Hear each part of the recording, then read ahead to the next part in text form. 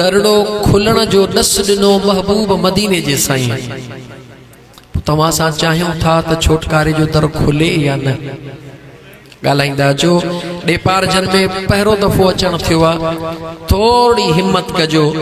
न तव्हांखे नारे जी पाबंदी आहे त तव्हां नारा हणो, न वरी इहा पाबंदी आहे त तो सुभान अल्लाह कोन चओ तो चओ न, बिल्कुलु न। हाणे ज़मानो काफ़ी बदिलजी चुको आहे। फ़क़ति ॻाल्हाईंदा अचो त ख़बर पवे त दोस्त जागनि था, बसि। तव्हां सां सभई चाहियूं था त अल्लाह जी ज़ात पंहिंजे महिरबानी सां असांजे मथां छोटकारे जो दर खोले। यकीनन चाहियूं था त पोइ महबूब मदीने वारे मीर जे पाक ज़ुबान मां जेका ॻाल्हि निकिरे उन में शक जी गुंजाइश, वरी चो शक जी गुंजाइश नाहे, त पोइ दिलि खोले मुझे महबूब मुस्तफ़ा सल्लल्लाहु अलैहि व आलिहि वसल्लम ते दुरूद पढ़। अल्लाहुम्मा सल्लि अला सय्यिदना व मौलाना मुहम्मदिन व अला आलिहि व अस्हाबिहि व बारिक व सल्लिम। सलाम पढ़ मुझे महबूब मुस्तफ़ा ते। अस्सलातु वस्सलामु अलैका या रसूल अल्लाह, अस्सलातु वस्सलामु अलैका या हबीब अल्लाह व अला आलिका व अस्हाबिका या रहमतल लिल आलमीन। बई ॻाल्हियूं हिकिड़े टाइम ते तव्हां खां दुरूद भी पढ़ायुमि ऐं महबूब ते सलाम भी। छो त अल्हम्दुलिल्लाह उम्मीद है सब नमाजी हूंदा इंशाअल्लाह ताला। जॾहिं नमाजी नमाज पढ़ी तकबीर तहरीमा खां वठी रुकू करे, सजदा करे, तिलावत करे, जेॾीमहिल नमाज जे आखिर में नमाज जे फरागत ला वेहंदो आहे क़ाइदे में, पहिरीं मुझे महबूब मुस्तफ़ा ते सलाम पढ़ंदो आहे। अस्सलामु अलैका, गाला गाला, अस्सलामु अलैका अय्युहन नबिय्यु व रहमतुल्लाहि व बरकातुहू। मुझे महबूब ते सलाम पढ़ंदो आहे, यानी सलाम महबूब ते जेसी न पढ़ तेसी नमाज ही नथी थिए। जे महबूब जे सलाम खां सवा नमाज नथी थिए त महबूब जे सलाम खां सवा महफिल कीअं थींदी? गाल समझ में आई? जेसते महबूब ते सलाम न पढ़ो तेसते नमाज, गाला नमाज नथी थिए। तो पोइ जॾहिं नमाज ही महबूब जे सलाम खां सवा नथी थिए, तस्बीह पढ़ीसीं, क़ुरान पढ़ियोसीं, रुकू कयासीं, सजदा कयासीं, सब कुछ कयोसीं, पर खुदा तो चवे ये तो मुझे ला कई न। हा मौला तुझे ला, रब तो चवे मुझे ला कुछ भी कर, पर जेस ताईं मुझे महबूब जे दर जी हाज़ुरी न भरी दे तेस ताईं मां रब दे तुझो कुछ भी नहीं दो। मालिक सना पढ़ी सी कुरान, रब चवे तो सब मां बुधो। जे चाही तो तुझे इबादत परवाज करे मां अल्लाह जे दरबार में कबूलियत जो दर्जो नसीब थियस, त देर न कर मुझे महबूब ते सलाम कर। अतहियात पढ़ंदे आयासी, जेॾीमहिल चयोसी अस्सलामु अलैका अय्युहन नबिय्यु व रहमतुल्लाहि व बरकातुहू, अल्लाह ताला जी ज़ात बाबरकात फरमायो मुझे महबूब ते त सलाम पढ़ी, पर मुझे महबूब जे मथा दुरूद त अञा कोन पढ़ियो थे। महबूब ते भी दुरूद पढ़ ऐं मुझे महबूब जे बचड़न ते भी दुरूद पढ़, त तुझी नमाज के मां अल्लाह अञा परवाज कराया। हर नमाजी जह भी मसलक वारो आ नमाज में चे अल्लाहुम्मा सल्लि अला मुहम्मदिन व अला आले मुहम्मद, मुहम्मदिन व अला आले मुहम्मद। जे इते भी रहंदासी त सॼो ही टाइम तकरीर जो आले मुहम्मद ते इते ही पूरो थी वेंदो, लेकिन मां सिर्फ सरसरी निगाह विझंदो भला। एस ताईं तकरीबन इत्तेफाक भी आहे ऐं माण्हुनि खे ॻाल्हि समझ में अचे थी, लेकिन दोस्तो कॾहिं तवज्जो कयो अथव त इन दुरूद जो हिकिड़ो हिस्सो ॿियो बि आहे। कमा सल्लैत अला इब्राहीम व अला, माशाअल्लाह माशाअल्लाह सुजाग आहियो। सिर्फ मां हिंट्स ॾींदो वेंदुमि, हींअर मां पंहिंजे मौज़ू ते मोटंदुमि। मोहम्मद आले मोहम्मद त कंहिंखां बि ॿुझाई, जंहिंखां बि पुछबो त मुंहिंजे मुस्तफ़ा जी आल कहिड़ी आहे त तव्हां ॿुधाए वठंदव। ॿुधायो महबूब जी आल, जो सैयद सादात चओ। कहिड़ा सैयद सादात? जेको शेर खुदा ऐं अम्मा बतूल साइण जे वजूद मां अल्लाह ताला जन खे बि ज़िंदगी बख्शी हसनैन करीमैन जे तवस्सुल सां क़यामत ताईं उहे तमाम आले रसूल में शामिल आहिनि। अदा तमाम आले रसूल में शामिल आहिनि। थोड़ो मथे हलण तो चाहियां। अल्लाह ताला ते दुरूद पाक खे बंद न फरमायो। अल्लाह फरमायो अॻिते वध, छो त खुदा खे सभु ख़बर आहे छा थियण वारो आहे, कहिड़ा माण्हू अचण वारा आहिनि, कहिड़ो अक़ीदो रखण वारा आहिनि। अल्लाह ताला फरमायो अॻिते चए थो कमा सल्लैत अला इब्राहीम, मौला जीअं इब्राहीम जे मथां महिरबानियूं कई ऐं व अला आल इब्राहीम। बस इते मां बीहां थो। इब्राहीम अलैहिस्सलाम ऐं उन जे आल जे मथां कॾहिं तवज्जह कयो अथव त इब्राहीम अलैहिस्सलाम जी आल कहिड़ी आहे? छो त अहम नुक़्तो आहे, तमामु घटि बयान कयो वेंदो आहे। इब्राहीम अलैहिस्सलाम जी आल कहिड़ी आहे? छा मुझे मदीने जे ताजदार न फरमायो त मां पंहिंजे ॾाॾे इब्राहीम अलैहिस्सलाम जी दुआ? जवाब ॾियो। छा हज़रत इब्राहीम अलैहिस्सलाम जॾहिं काबतुल्लाह शरीफ ठाहे तैयार कयो, अल्लाह ताला फरमाया ऐ मुंहिंजा सोना नबी मुआवज़ो घुर? छा उन दुआ न घुरी मौला मुआवज़ो मूंखे ॾे?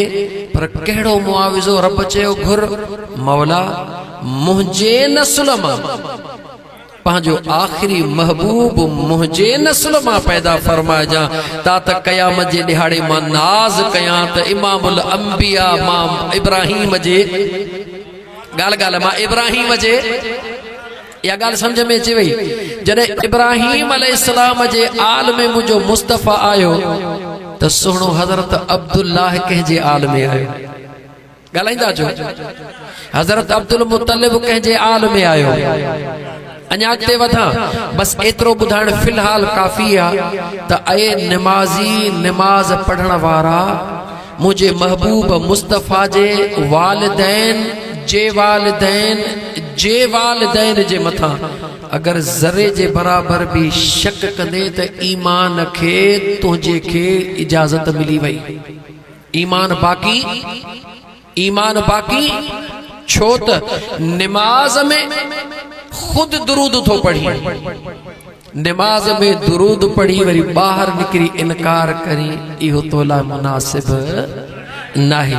हाणे इन करे ॿुधायूं त उहो निमाज़ी जेको मुझे आका करीम अलैहिस्सलातु वस्सलाम जे वालिदैन जे मथां या उन्हनि जे वालिदैन जे मथां आंगुरियूं खणंदो आहे, उनखे ख़बर पवे त मां ख़ुदि निमाज़ में उन्हनि ते दुरूद थो पियो पढ़ां, वरी मां उन्हनि जे नाले छा थो चवां?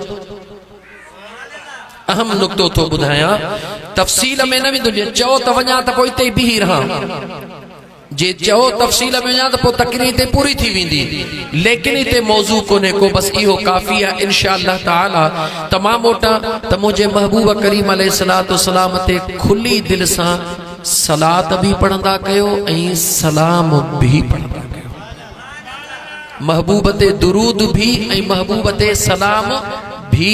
त इंशाअल्लाह ताला दुनिया जो भी दस्तूर आहे, जेकॾहिं कंहिंसां सलाम दुआ हूंदी त कमकार जे लाइ उम्मीद सारे वेंदे, पर जे तुंहिंजी सलाम दुआ ई कोन्हे त वञी उते छा कंदे? ॻोल्हणो पवंदई त को अहिड़ो माण्हू ॻोल्हियां जंहिंजी सलाम दुआ हुजे त उन जे मार्फत को कमु वठां। मुमताज़ चांडे साहब में कमु आहे, अदा हद जो MP चङो आहे, उन में कमु आहे। हाणे सलाम दुआ ई कान्हे का, जॾहिं कान्हे का कमु पियो आहे त ॻोल्हणो पवंदो कंहिंखे अहिड़े खे जंहिंजो सलाम दुआ हुजे त बेहतर थई। महबूब मुस्तफ़ा सल्लल्लाहु अलैहि वसल्लम खां सवा कब्र में कोई कम कोन ईंदई, हशर में भी कोई महबूब खां सवा कम कोन ईंदई। मुनासिब थई त हिन दुनिया जी ज़िंदगीअ में सलात ऐं सलाम जो विर्द कसरत सां करे पंहिंजो नालड़ो ग़ुलामनि में लिखराए छॾ, सुभाणे ॾुखियाई कान थींदी। इहो हुयो वज़ीफ़ो जेको तव्हांखे ॾसियो। अज़ीज़ाने मन, इंसान दुनिया में आरज़ी तौर आयो आहे। जेको बि दुनिया में आयो आहे आरज़ी तौर आयो आहे। हे घर कंहिंजे बि रहण जो कोन्हे। अल्लाह ताला जा ॿारड़ा, जीअं असांजे हिन दोस्त पंहिंजे घरवारीअ जी ख़ैरात कई आहे, इन जो औलाद बि हूंदुसि, औलाद कोन्हे। अल्लाह ताला उन मरहूमा जी बख़्शिश फरमाए। जियां उहा मरहूमा कुछ वक्त जे लाइ दुनिया में आई, ईअं तव्हां सां बि दुनिया में आया आहियूं। याद रखी छॾियो मुंहिंजा दोस्त, हिन दुनिया में सभु को आयो भी आरज़ी तौर आहे ऐं रहणो भी आरज़ी तौर आहे। हिन दुनिया में हमेशह कंहिंखे बि रहणो नाहे ऐं तव्हां असांखे बि रहणो, तव्हां असांखे बि रहणो नाहे। सफ़र आहे, ही सफ़र आहे। 5 मरहला आहिनि इंसान जा। सफ़र जा घणा मरहला आहिनि? 4 तय करे आख़िरी 5 मरहलो आहे जिते हमेशह जे लाइ वञी सुकून कंदो। 5 मरहला आहिनि। घणा मरहला आहिनि तव्हांजे नज़र में? घणा आहिनि? मूं त 5 ॿुधाया, तव्हांजे नज़र में घणा आहिनि? हलो पुछंदे टाइम घणो गुज़री वेंदो। कहिड़ा 5 मरहला आहिनि? यादि रखो, इंसान कॾहिं बि मरंदो नाहे। वरी जुमिलो दोहरायां, इंसान कॾहिं भी, नई ॻाल्हि त कान्हे का न, इंसान कॾहिं भी मरंदो नाहे। छो न मरंदो आहे? अल्लाह ताला जे महबूब फरमायो त रब थो चवे, कुन्तु कंज़म मख़फ़िया, मां अल्लाह हिकु लिकल खज़ानो हुयुसि, पोइ मां ख़ुदा पाण खे ज़ाहिर करणु चाहियो। जॾहिं ज़ाहिर करणु चाहियो त कहिड़ी सूरत में पाण खे ज़ाहिर कयो? सफ़ा माना कम ज़ीरो ते बीठल आहे। ॻाल्हाईंदा छो? अल्लाह ताला जॾहिं पाण खे ज़ाहिर करणु चाहियो, कहिड़ी सूरत में ज़ाहिर करणु चाहियो? चओ इंसान जी, चओ न बादशाह। अल्लाह ताला इंसानी सूरत में पाण खे ज़ाहिर फरमायो आहे। ख़ुदा काथे मिलंदो? मस्जिद में? जवाब ॾियो। ॻाल्हाए, मके में मिलंदो? मदीने में मिलंदो? मंदर में मिलंदो? बंगले में मिलंदो? मिलंदो ज़रूर, लेकिन मिलंदो किथे? चओ ऐं इंसान तोखे पंहिंजे वजूद में मिलंदो। ख़ुदा तोखे मिलंदो तुंहिंजे वजूद में, छो त ख़ुदा तो में आहे। ख़ुदा तो में आहे त अल्लाह जा बाना मुंहिंजे ख़्याल में मां घणो मथी लेवल ते हले वियुसि। मूंखे बेक करणो पवंदो पोइ ते, छो त मां जेसि ताईं 2-3 मिंटनि में ज़हननि खे पढ़ी वठां, छो त मां जो अंदाज़ो करे वठां त मूंखे कहिड़ी लेवल ते तकरीर करणी आहे। जी मुंहिंजा दोस्त अज़ीज़, त अल्लाह ताला इंसान खे उन सूरत में बनायो जेका सूरत भला ख़ुदा खे वणे थी। पोइ जेका न तोखे शइ वणंदी आहे उनखे ख़तमु थींदे तूं ॾिसी सघीं थो? जवाब ॾे। भला सादा जुमला चवां, जेका शइ तोखे वणे, तुंहिंजी तमन्ना कहिड़ी हूंदी त उहा सदाई हुजे या न हुजे? जवाब ॾियो। सदाई हुजे। उनखे ख़तमु थींदे तुंहिंजी दिलि बर्दाश्त कंदी? कॾहिं कान कंदी। छो कोन कंदी? चवंदे जेका शइ मूंखे वणे थी उहा सदाई हुजे। पोइ जेका शइ ख़ुदा खे थी वणे उहा सदाई कान हूंदी। जेका शइ अल्लाह खे वणे थी, छा ख़ुदा उनखे ख़त्म कंदो? हरगिज़ न कंदो। बस बिल्कुलु शॉर्ट में चवां, इंसान 5 मरहला तय थो करे। पहिरियों आलम अरवाह में इंसान जो रूह मौजूद हुयो, जिस्म कोन हुयो। ॿियो मरहलो अल्लाह ताला उन जो अमड़ जे पेट में आंदो। अमड़ जे पेट में इंसान पहुतो, मुजादो रूह पहुतो। उनखे पहिरीं कहिड़नि कहिड़नि मरहलनि मां गुज़रो पइजी वियो, वक़्तु कोन्हे को। ॿियो मरहलो अमड़ जो पेट आहे। टियों मरहलो ज़मीन ते पहुतो। हे टियों मरहलो आहे जंहिंमें तव्हां सां हली रहिया आहियूं। चौथो मरहलो कब्र में आहे, जंहिंजे नियत जो जलसो करायो वियो आहे। उहा मरहूमा 4थे मरहले में दाख़िल आहे। 5हों मरहलो जॾहिं सभई क़यामत जो ॾिहाड़ो थींदो, निकिरी हली यार जे मैदान में पहुचंदासीं। घणा मरहला आहिनि? घणा मरहला आहिनि? भला न 5 मरहलनि में हल हला आहे या किथे माण्हू बीठो आहे? छा थियो थे? आई मुसलमान कदे भी कोन थो मरी, न की तो जेको मरण जो मूड आ, न की तोखे मरणो आ। हे मरहला हन, ये तोखे तरतीब सां तय करना हन। मुझा दोस्त अजीज, आलम अरवाह में हुए तोखे जिस्म जी जरूरत कोन हुई। आलम अरवाह में तोखे अखिन जी जरूरत कोन हुई। अम्मड़ जे पेट में पहुते तोखे उते जिस्म जी जरूरत पइजी वई। उते तुंहिंजे लाइ जिस्म तैयार थियो। छो त जेकॾहिं अम्मड़ जे पेट में तोखे जिस्म न मिले, हाँ अम्मड़ जे पेट में अखिन खां नाबीन दुनिया में सजी जिंदगी ना बीन। अमड़ जे पेट में टंगू ना आहिनि त ॿाहिरि निकितो उहो मंडो रहंदो। यानी अमड़ जे पेट में जेका तुंहिंजी ज़रूरत आहे उहा तुंहिंजे हिन दुनिया जी ज़रूरत आहे। जॾहिं हिन दुनिया में पहुते त हिन दुनिया में वरी अगली दुनिया क़बर जी तोखे ज़रूरत पूरी करणी आहे। अमड़ जे पेट में हिन दुनिया जी रिक्वायरमेंट पूरी करणी आहे। हिन दुनिया में अचण खां पोइ क़बर जी रिक्वायरमेंट पूरी करणी आहे। वरी जॾहिं क़बर में पहुते त वरी हशर जी तोखे रिक्वायरमेंट पूरी करणी आहे। जॾहिं हशर में पहुते त पोइ हुन पासे या हुन पासे नसीब तुंहिंजो आहे। इहे 5 मरहला तोखे तय करणा आहिनि। त मुंहिंजा दोस्त अज़ीज़, अल्लाह ताला जा बानड़ो, इन्हनि 5 मरहलनि मां इंसान खे गुज़रणो आहे। अल्लाह ताला सिर्फ़ एतिरो फरमायो आहे, लियब्लुवकुम अय्युकुम अहसनु अमला।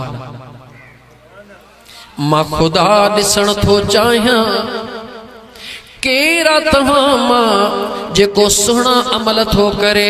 अल्लाह ताला फरमाए थो, अल्लज़ी ख़लक़ल मौत वल हयात। मौत खे पैदा कंदड़ भी मां अल्लाह, जिंदगी खे पैदा कंदड़ भी मां अल्लाह।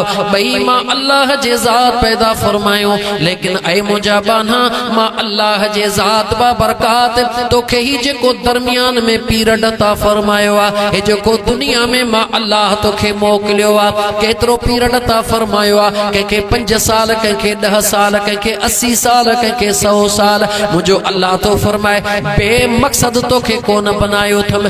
अमड़ जे पेट में भी तू बेमक़सद कोन होए, आलम अरवाह में भी तू बेमक़सद कोन है, कब्र में भी तू बेमक़सद कोन रहंदे, हशर में तू पंहिंजे मंज़िल हली पुॼाणीअ ते पहुचंदे। अमड़ जे पेट में भी तोखे स्ट्रगल करणी आहे। जंहिं पेट अमड़ जे में बच्चो चुरपुर न कंदो आहे, उहो बचड़ो ख़तरनाक अलामत हूंदी आहे, ख़तरे जी निशानी हूंदी आहे। डॉक्टराणी चवंदी बच्चे जी चुरपुर मौजूद न आहे, यानी मुमकिन आहे त बच्चो अमड़ जे पेट में ग्रोथ पंहिंजी क्लोज करे चुको हुजे। मुमकिन आहे अमड़ जे पेट में हुन जो सिस्टम बंदि थी वियो हुजे, यानी ख़तरे जी घंटी शुरू थी वेंदी आहे। अमड़ जे पेट में नॉर्मल ॿार उहो हूंदो आहे जेको हलंदो आहे, ग्रोथ कंदो आहे, जेको जिस्म खे हलाईंदो आहे। छो त हुन जो जिस्म जो हलाइण हिन दुनिया जी ज़रूरत आहे। वरी हिन दुनिया जे अंदर मुंहिंजा दोस्त अज़ीज़, कम वारो इंसान उहो आहे जेको क़ब्र जे लाइ पंहिंजे जान खे हिते हलाईंदो आहे। जीअं मुंहिंजा दोस्त अज़ीज़, अमड़ जे पेट मां निकिरण खां पोइ तोखे अखियुनि जी ज़रूरत आहे। अखियुनि जे लाइ तोखे अमड़ जे पेट में स्ट्रगल करणी आहे। अमड़ जे पेट मां निकिरण खां पोइ तोखे टंगुनि जी ज़रूरत आहे। इन टंगुनि जे लाइ अमड़ जे पेट में तोखे हलहला करणी आहे। जीअं अमड़ जे पेट में वजूद वठण जे लाइ तोखे ख़ामोश नाहे वेहणो, ईअं ज़मीन ते पहुचण जे लाइ तोखे अमड़ जे पेट में मेहनत करणी आहे। वरी ज़मीन में अंदर हलण जे लाइ हिन ज़मीन ते भी तोखे ख़ामोश नाहे वेहणो। हिन ज़मीन ते अचण खां पोइ जीअं अमड़ जे पेट में तुंहिंजूं ज़िम्मेवारियूं हुयूं, ईअं ज़मीन ते पहुचण खां पोइ भी तुंहिंजूं ज़िम्मेवारियूं आहिनि। छो त अॻी मंज़िल क़ब्र जी आहे। उन क़ब्र में पहुचण जे लाइ हिन ज़मीन ते तोखे छा करणो आहे? बसि इहो हिकिड़ो मक़सद आहे तुंहिंजे ज़िंदगीअ जो। मुंहिंजे अल्लाह जे ज़ात फरमायो, लियब्लुवकुम अय्युकुम अहसनु अमला। मां बेनियाज़ रब ॾिसण थो चाहियां त मूं ज़मीन ते तोखे मोकिलियो आहे। हाणे ज़मीन ते रही करे तव्हां मां सुहिणा अमल केरु थो करे? या अल्लाह, सुहिणा अमल कहिड़ा आहिनि? मुंहिंजो रब थो फरमाए, जेको मुंहिंजे महबूब जी ताबेदारी कंदो, मां अल्लाह उन ताबेदारीअ खे सुहिणो सम्झंदो।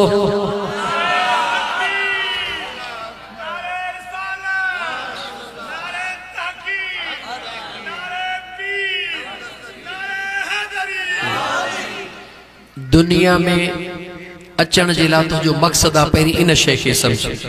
हिन दुनिया में बेमक़सद तूं ॻाल्हाईंदो न त कमु न हलंदो। हिन दुनिया में तुंहिंजे अचण जो हिकिड़ो मक़सद आहे, बेमक़सद तूं दुनिया में न आयो आहे। यकीन न थई नंढड़े ॿारड़े ॾे निहार, मासूम ॿारड़े ॾे निहार। मासूम ॿारड़ो मिटीअ सां खेॾंदो आहे। मिटीअ सां खेॾंदे खेॾंदे हो मिटीअ मां हिकिड़ो घड़ो बनाईंदो आहे। हो मिटीअ जो घड़ो जॾहिं ठाहींदो आहे, कोई बि माण्हू जॾहिं अचे उन जे घड़े खे वठण जी कोशिश कंदो आहे, ॿारड़ो लड़ी पवंदो आहे, लड़ी न सघंदो आहे तो रोअण शुरू कंदो आहे। उहो ई ॿारड़ो पंहिंजे मक़सद सां उन मिटीअ सां खेॾी खेॾी जेॾी महिल हुन जी दिलि भरिजी वेंदी आहे, पाण लत हणी घर खे ड्राहे हलियो वेंदो आहे। उहो मासूम ॿारड़ो तोखे पैगाम ॾेई रहियो आहे, ऐं इंसान तुंहिंजे अचण जो बि हिकिड़ो मक़सद आहे, तूं बि बेमक़सद सां हिते कोन आयो आहे। जीअं मां पंहिंजे मक़सद खां सवा मिटीअ खे गॾु कोन कयो त तो 6 फुटनि जे इंसान खे मुंहिंजे अल्लाह बिना मक़सद जे पैदा कोन फरमायो आहे। मुंहिंजो बेनियाज़ रब थो फरमाए, ऐ मुंहिंजा बाना हिन दुनिया जे अंदर 18,000 मखलूक मां अल्लाह तुंहिंजे ग़ुलामीअ लाइ पैदा फरमाई आहे, लेकिन ऐ मुंहिंजा बाना तोखे मां रब पंहिंजे ग़ुलामीअ लाइ पैदा फरमायो आहे। इन दुनिया में अचण जो तुंहिंजो हिकिड़ो मक़सद आहे, उहो कहिड़ो मक़सद आहे? रब चवे थो तूं मुंहिंजो थी, हे सभु कुझु तुंहिंजो थी वेंदो। सस्तो सौदो आहे, सवलो सौदो आहे मुंहिंजा दोस्त अज़ीज़। हाणे रब थो चवे तूं मुंहिंजो थी, सभु कुझु तुंहिंजो थी वेंदो। तो दरमियान में आवाज़ कयो, मौला मां तुंहिंजो थियण थो चाहियां, लेकिन थियां कीअं? अल्लाह ताला तोखां सवाल थो पुछे, तूं कहिड़ी शइ आहे जंहिं तोखे मुझायो आहे? कहिड़ी शइ आहे जेका तुंहिंजे आॾो रुकावट आहे? मुंहिंजे अल्लाह तोखां पंहिंजे पाक क़ुरान करीम जे ज़रिए सवाल कयो, या अय्युहल इंसान मा ग़र्रक बिरब्बिकल करीम।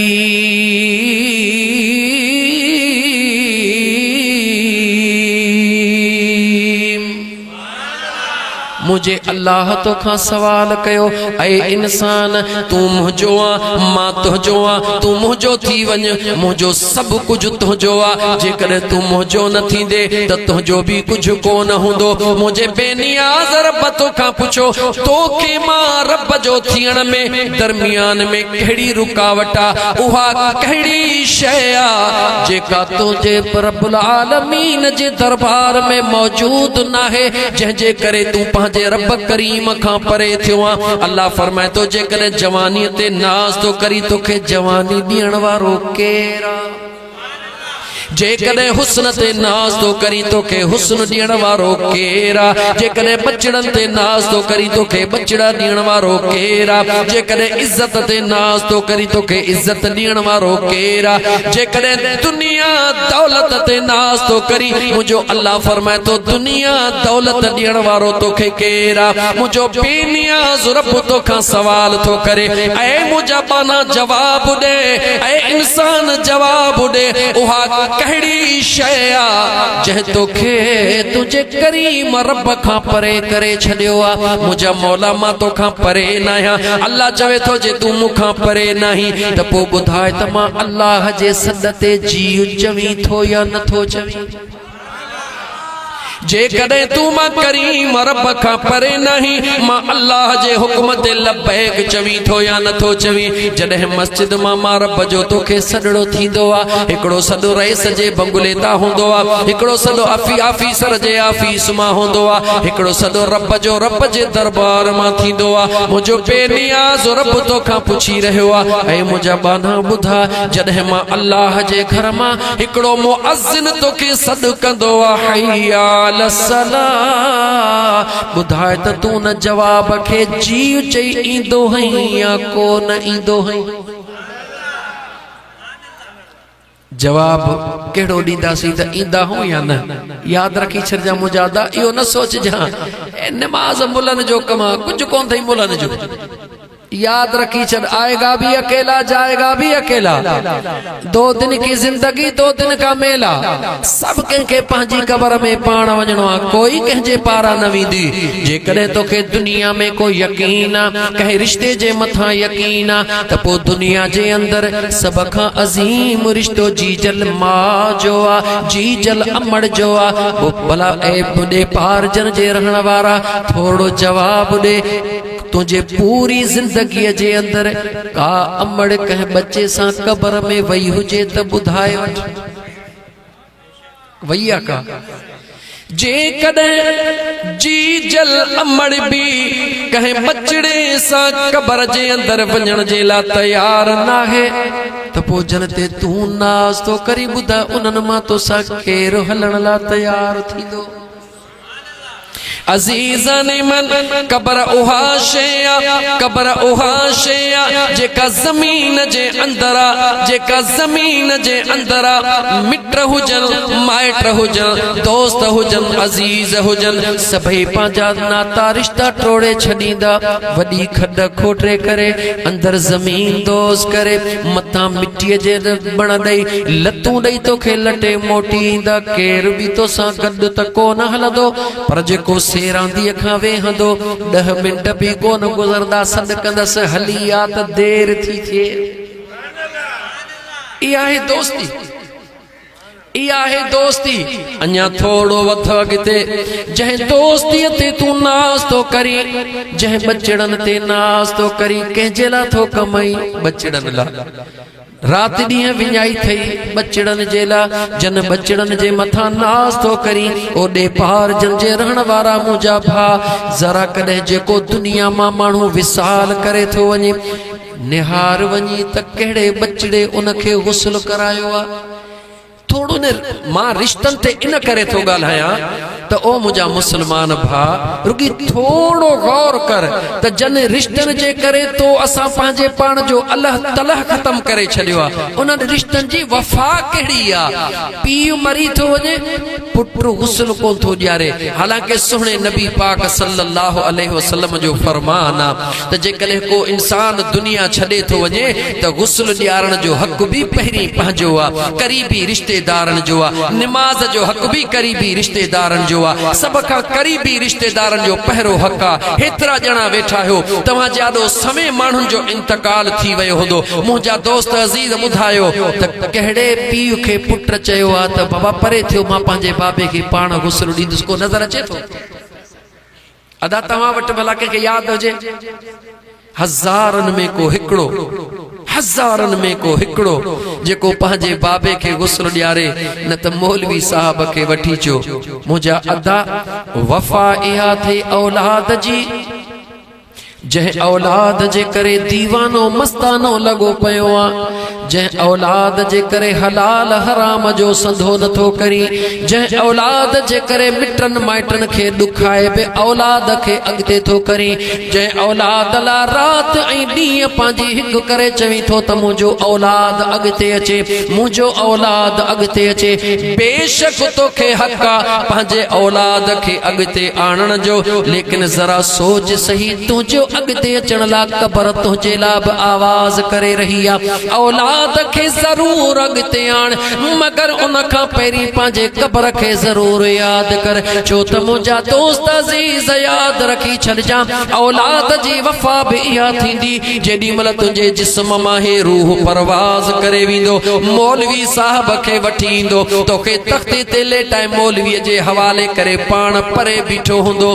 पोइ मौलवीअ जी मर्ज़ी आहे मज़े सां साबुण हणई तॾहिं बि उन जी मर्ज़ी जे उबतो सुबतो मुंहिंजा दोस्त साबुण हणई तॾहिं बि उन जी मर्ज़ी पुट परे बीठो हूंदो आहे। मां तोखां थो पुछां इन खां वधीक बेवफ़ाई बि कहिड़ी थी सघे जेकॾहिं हिकिड़ो बचिड़ो पंहिंजे बाबे खे गुस्ल ॾियारे ॿुधाए त उन जूं अखियूं आलियूं हूंदियूं या कोन हूंदियूं जवाब ॾे बच्चो अबे खे गुस्ल ॾियारे न्याणी माउ खे गुस्ल ॾियारे उन महिल उन जूं अखियूं आलियूं हूंदियूं या कोन हूंदियूं जेॾी महिल बचिड़ो माउ खे न्याणी माउ खे गुस्ल ॾियारे या पुट पीउ खे गुस्ल ॾियारे उन महिल दुआऊं बि घुरंदो पियो अल्लाह खे सॾड़ा बि कंदो पियो पीउ जे जिस्म खे हथड़ा बि हणंदो पियो अल्लाह से मुंहिंजे बाबे जे जिस्म खे क़बर जे अज़ाब खां पनाह में रखिजा अल्लाह से मुंहिंजे बाबे खे मुनकर नकीर जे सवालो जवाबात में आसानी अता फरमाइजा। इहे दुआऊं घुरंदो या कोन घुरंदो जवाब ॾे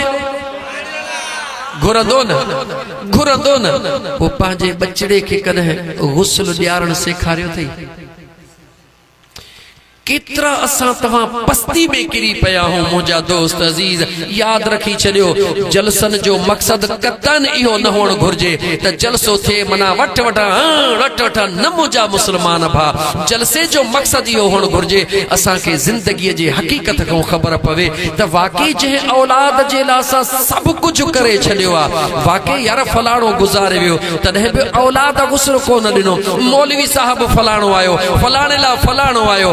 मौलवी साहब त आया, उन्हनि त पंहिंजो हक़ अदा कयो, लेकिन पहिरों हक़ औलाद ते आहे। याद रखी छॾ अगर तो पंहिंजे बाबे खे गुस्ल न ॾिनो आहे हींअर हिकिड़े मिंट जे लाइ उहा तस्वीर आॾो आण, उहा घड़ी आॾो आण ऐं सोच त हिकिड़े ॾींहुं इहा घड़ी तुंहिंजे बि मथां अचणी आहे। देर न कर मुस्लमान, ख़ुदि पंहिंजे पाण खे मुंहिंजे करीम आका सल्लल्लाहु अलैहि वसल्लम जे दीन जो पाबंद बना। ईअं न सम्झ त मुल्लनि जो दीन आहे, मुल्लनि जो दीन कोन्हे, दीन मुंहिंजे मदीने जे ताजदार सल्लल्लाहु अलैहि व आलिहि वसल्लम जो आहे। मरण हर मुस्लमान जे मथां हक़ आहे, हर